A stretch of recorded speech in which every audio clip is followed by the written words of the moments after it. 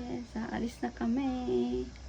Ang sarap sa feeling kapag sinusundo ka ng best friend mo. Feeling Disney princess ang atake. Ayan, so pupunta muna kami sa Santa V kasi titingin sila ng bahay. Lang yan malapit sa amin and ay nagbabalak kasi silang kumuha ng bahay. Yung kuya ko kasi yung agent dito and hindi ko na-expect na dito din pala yung mga pamangkin ko. Super quick lang ng visit namin dito and then ayan, pinunta na namin yung best friend namin. Ayaw niya kasi sumama kasi masakdo yung puso niya. Eh siya naman talaga yung nagaya nito. Kaya no choice siya, hinanap namin yung bahay niya. Sa almost 15 years namin magkakaibigan, hindi namin alam talaga yung bahay nito. Inikot muna namin yung buong place bago kami mamili ng aming kakainin. And ito yung napili namin. Bumili lang kami dito ng mga inihaw. Ang mura dito guys, tingnan nyo. 10 pesos lang yung barbecue. Order din nga pala kami ng lechon. At super sarap nito guys. Habang waiting nga kami sa inihaw, ito may nakita kaming dog. Kamukha siya ni Bachuchu, yung aking best friend since I was 16 years old. At ayan na nga, dumating na yung aming order. Sobrang sarap nito guys. Ang sarap ng mga food nila. At nakakatuwa lang kasi kami yung tinambayan nito ni Doggy. Naalala ko talaga dyan si Bachuchu kasi 2 months pa lang siyang nawala sa amin na. At gustong gusto ko na din to iuwi kaso matatapang kasi yung mga gantong aso. Kaya ayan, binigyan ko na lang siya ng food. Sobrang miss na miss ko na si Bachuchu as in kasi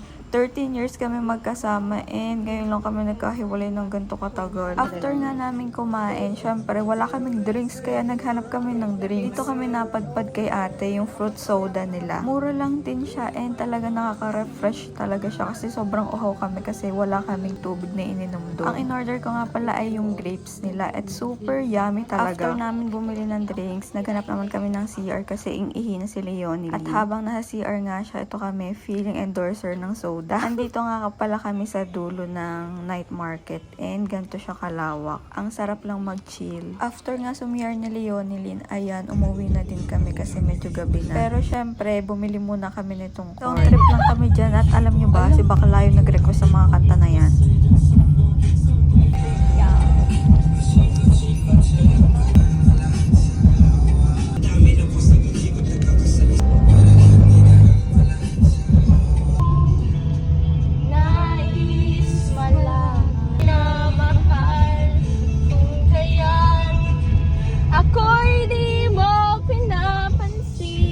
Everybody sing, Tor.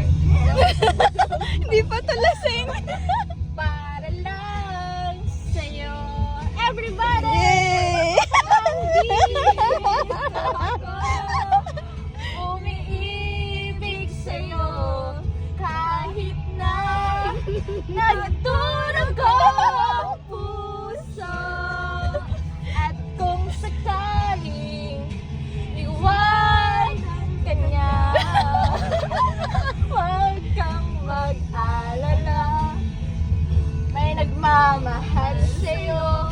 Nandito ako.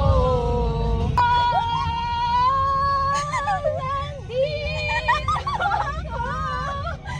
Umiibig sa'yo. Kahit na nagtunog ang puso.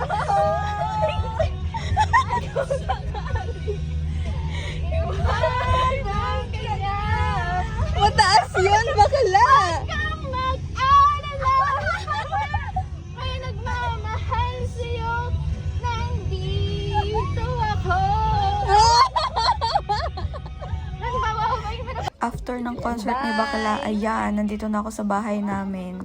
Bye! Ingat! Bye.